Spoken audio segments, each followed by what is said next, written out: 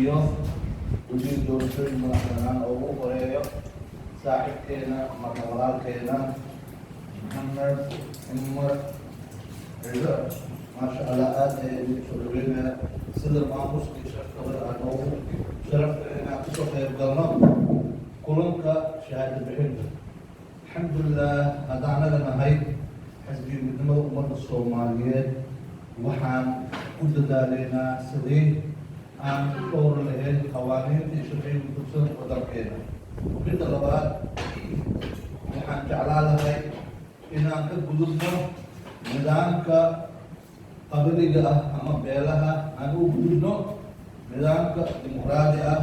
oo ku dhisan xisbiya fara badan sida multi system bank. alxamdulilah waan soo dhaweyneynaa insha allah walaalaheena sida daahfurnaanta iyo wanaaga ay noola shaqeeyeen annagana sidaasi si kale oo ka fara badan ayaan jeclay inaan ula shaqeyno waana soo dhaweyneynaa waan la shaqeyn doonaa haddii ilaah yaraada midda maanta laguma oka maadaama la yiri hadda sidii kuxigaad oo loo diiwaangeliyay aada ayaan faraxsan laakiin annaga hadda wili hawsha waa faran kuma qabnaa hawsha waa sii badan tahay insha allah wixii kale ay dhiman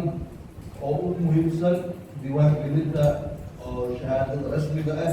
taas ay ugu muhiimsan tahay iyo waxyaalaha shaqooyinka fara badan ee noo yaalo waan ka wada shaqeyn doonaa wabilahi tawfiiq wassalaamu calaykum waraxmat ullaahi wabarakaatu.